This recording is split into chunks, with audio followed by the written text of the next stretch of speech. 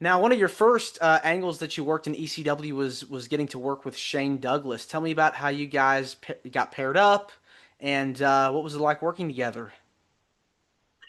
The creative on that, I think, was all Paul. Um, I mean, there may have been contributions from Shane, or I don't know. Um, I would at that point I was still so new and so young that it was kind of do what you're told, speak when spoken to.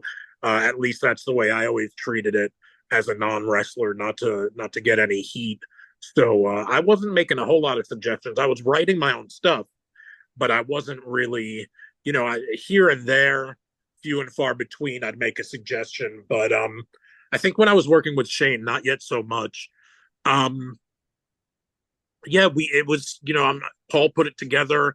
It was all classic. I mean, the stuff with Pitbull number one and his halo, and Todd Gordon and me getting into a spat. And it was working with Shane was just a dream come true. I mean, I'd watched him in WCW, late '80s, early '90s.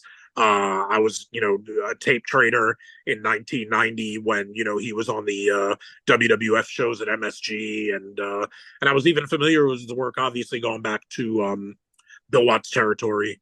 So it was just humbling, and it was probably one of the first times that I could take a step back and say, you know what, based on who you're out there with, you are now officially in the wrestling business. You've made it to a certain level. I think working with Shane gives you that kind of perspective.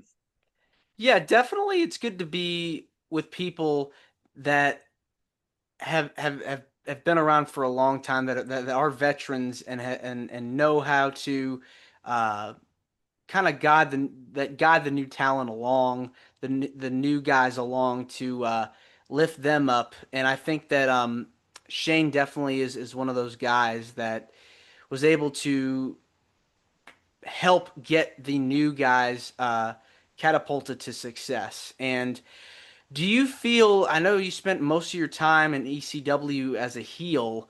Do you feel that it's easier to get booed than it is to get cheered? It's fun being a heel. Um, Once you're respected and once your work rate, which, if that's a term, I think that's a term that can be used for a non-wrestler, that they even themselves have kind of a work rate as far as just a proficiency and kind of a level of achievement, level of excellence. And not to toot my own horn, but once you've once you're a proven commodity, once you're time tested, once you've shown a versatility, I think it's, for me, I guess maybe it was just as easy to get over as a heel as it was as a babyface. But there's something fun about being a heel. Um, I don't know. It's just that, that acting part, that getting to live a second life part of just being able to kind of be an asshole but not mean it, like be an asshole in kind of a fake context where you're out there trying over to get across the point that you want to hurt somebody, but really at the end of the day, we're all going to go out and have a beer after the show and nobody's getting hurt, hopefully. So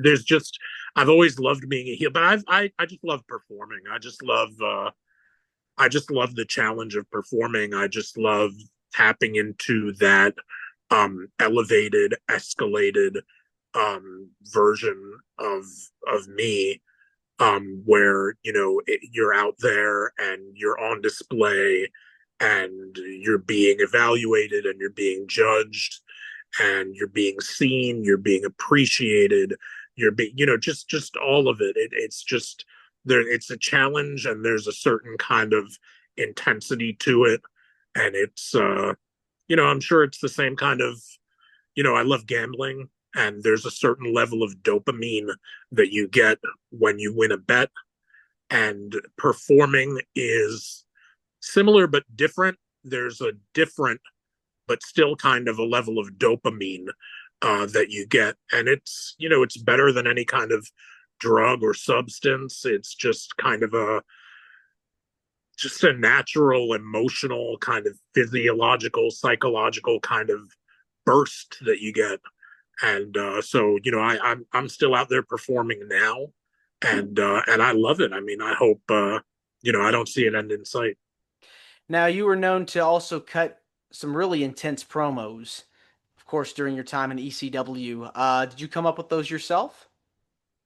For the most part, yeah, 98, 99%. You really have to, come up with stuff that's going to get the crowd to turn on you so that you get that reaction. You want to get that reaction every time you come out there. So you got to find something that's really going to egg them on, to boo as much as possible. So in this day and time, I mean, do you feel it's harder to be a heel if you watch the current product? Do you feel is it harder to get booed rather than getting cheered? Because it seems like a lot of heels now, they get a lot of positive reactions or cheers. I don't know that it's harder. It could be easier because there's social media out there during the week in between shows for you to keep your character, promoted. I don't think it can. I don't think it is harder, so to speak. Um, no, I mean it's no harder to build a house. It's no harder to, uh, herd cats, and it's no harder to get over as a heel. I don't think. I think a lot of people get in their own way, and they want to be that kind of babyface heel, that kind of Steve Austin before they were forced to turn him. A lot of people just want kind of the acclaim and the accolades, and for it to be kind of more of a positive babyface reaction. So I think these days a lot of people are maybe more afraid of being a heel, or they don't think that there's as much payoff in it. Maybe even financially. I mean, maybe a lot of guys are looking to sell merch, and they'd rather be a baby face because a baby face is going to sell more T-shirts and 8x10s. In the territory days, heels didn't really go out and even have a chance to sell stuff. So, um, long story short, I think as long as you do your due diligence, learn the business, study, emulate the greats, be yourself though, and put the work in. I think anybody who you gotta kind of have a natural proclivity. They say when they're hiring, they say you have to have it, and in a sense, you kind of do. I'm sure there are some people out there who are not cut out to be pro wrestling personalities. There are some people who, within pro wrestling personalities, are not cut out to excel as heels, or are better suited as baby faces.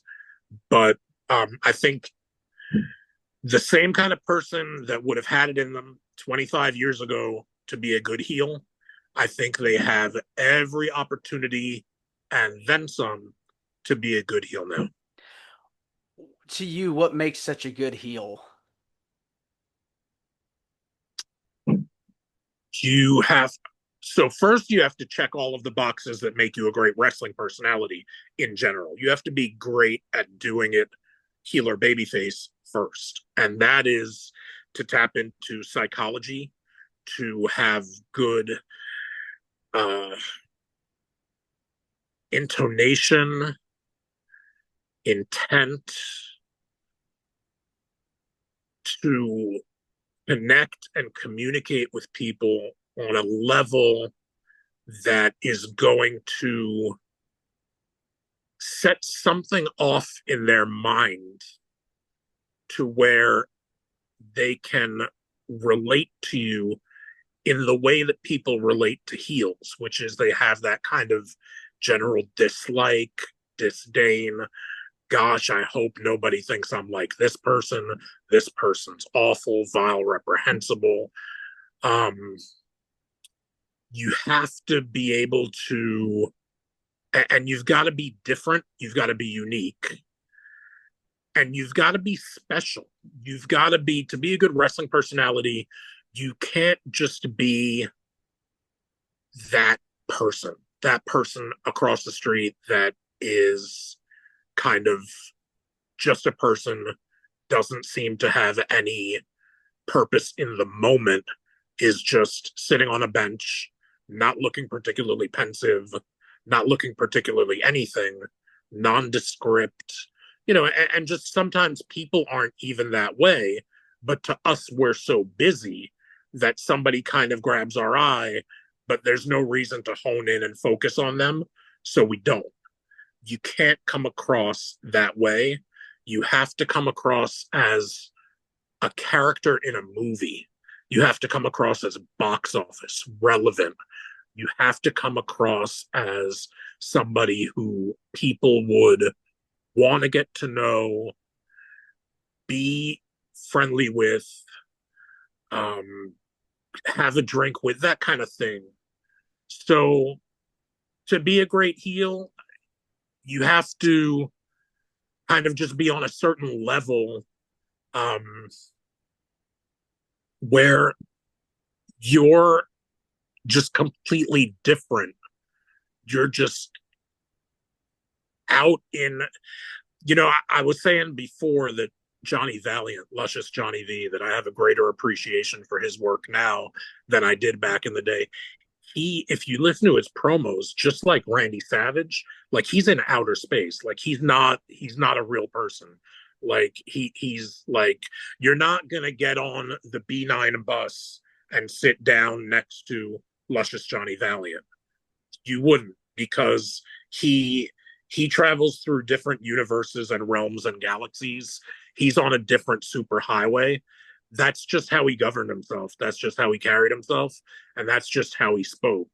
You know, parlez-vous scrambled eggs, grandma doesn't mean anything, but when he says it, it's like his declaration of independence.